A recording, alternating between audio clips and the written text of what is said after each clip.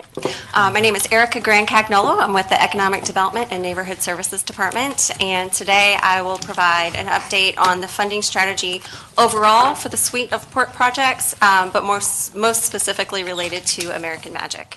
Next slide. So rather than submit one large ask to Triumph and the various funding agencies for the port projects, the strategy right now is to break those projects into smaller phased projects to more efficiently attract funding. One of the primary reasons for doing this is that most of these grantors have specific metrics that are tied to the granting of funds and the keeping of those funds. So for example, Triumph provides they have actually a very strict formula that they've applied since their inception, where they will allow you a certain dollar amount per job created for infrastructure projects. And that dollar amount is based on the type of job, the industry that the job is, the nature of the project, and the wages for that job. So when you have those certain metrics and requirements for funding and from funders, it can be overwhelming and more convoluted when you have a large ask with various types of projects within that ask. So for efficiency's sake, we are looking right now at the American Magic project to be our first project. Next slide. So the project as it stands right now is to renovate and finish out the existing partially complete Warehouse 10. We have a construction estimate for $11 million for that. American Magic has requested a 50-foot addition so that they can best utilize the space for their boat design and production activities. And then we have a dock and a boat ramp that will be utilized both by American Magic but also by other port tenants.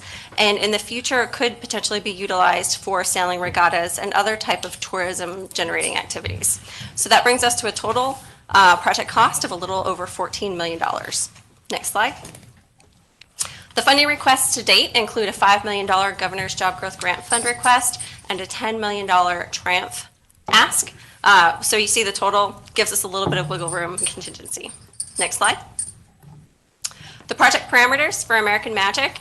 It's not just a cool project with a great group of people who have already done a good job integrating themselves into our community. It's also a project that's going to create 150 high-wage jobs in the growing high-tech research and development and advanced manufacturing clusters here in Pensacola. American Magic already has an agreement in place with IHMC so that they can work on some of these research and design and high-tech elements. They are in discussions with UWF 3D Manufacturing Facility for a really cool concept that would allow UWF engineering students to actually be a part of the process, the real-life, real-world process, to apply what they're learning in the classroom to this real-world endeavor.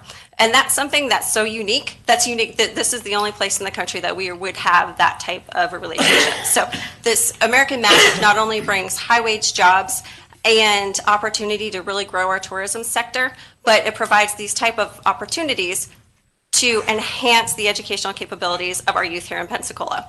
And when we create these types of jobs, that's how we get our youth to stay here in Pensacola once they grow up, graduate, get their college degrees. When we create a high-wage, high-tech sector like this in Pensacola, our kids want to stay in Pensacola. They don't want to grow off and work somewhere else. We also have our ancillary business attraction.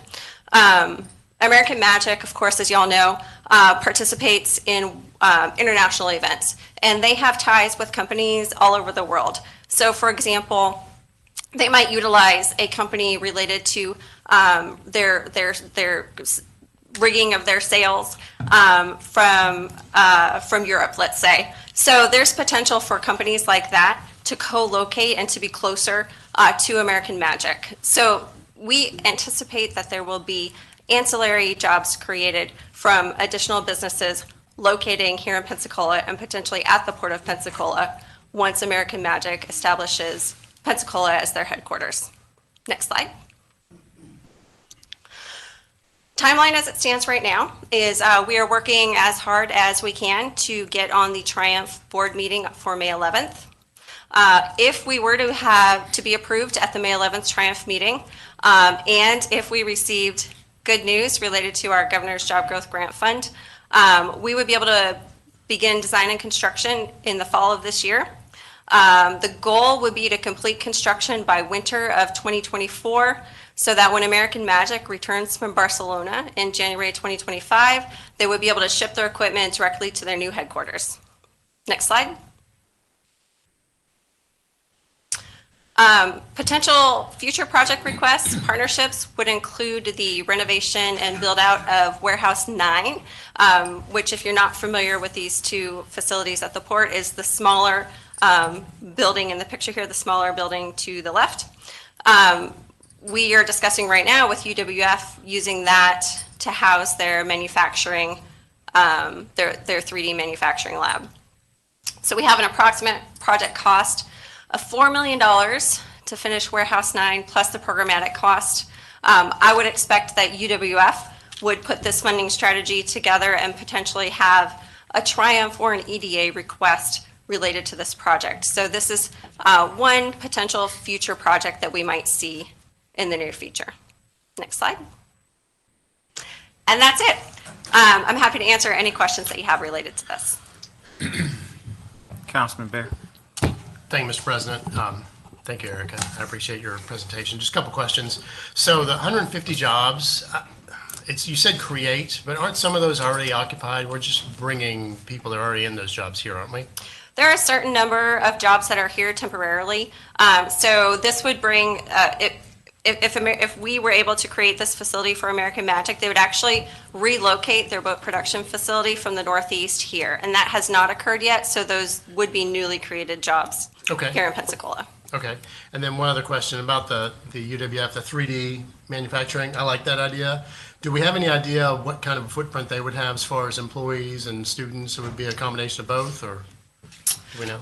So that request would most likely be in the category of a workforce request, especially if it were to go to Triumph or EDA or some of those types of funding. Those types of requests are evaluated differently. They're not evaluated based on job creation. They're evaluated based on certificates or credentials earned. So that would look a little bit different. Okay, thank you. Councilwoman Breyer. Is the UWF location for the same place it is now for the mechanical engineering lab? Is that in the smaller one now? No, currently both Warehouse 9 and Warehouse 10 are vacant. Okay, so where is, because they've got the lab already on the port, right? So they are currently actually located in the Museum of Commerce. They have a small facility. Oh, yes, okay, I'm sorry. So while Clark is coming up here, they are obviously looking to grow their programs and to expand beyond what's happening now. So, Councilwoman, the Mechanical Engineering Lab is a tenant on port in Warehouse 8. Okay. Yeah, Okay. so that's where the confusion is. Not really confusion, it's just two different entities. This would be an expansion. And it would still be mechanical engineering specifically? No, I think it would be more than that. Okay. It's whatever the CD or the C Lab, they have 3D printing. They're doing some patent work. I think it's an expansion of that. Okay, Yeah. thank you. It's pretty cool. Mayor. I just wanted to add before we move, obviously a thank you to all the port staff, Clark, Rebecca, Erica.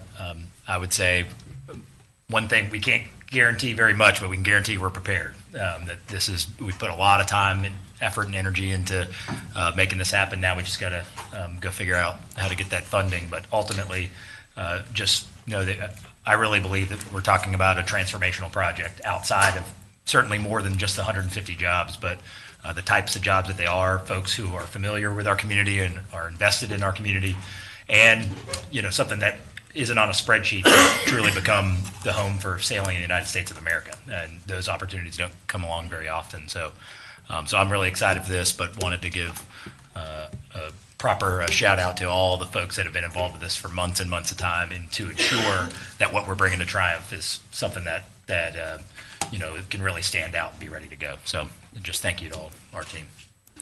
Thank you, Mayor. All right. No other speakers. Moving on to the review.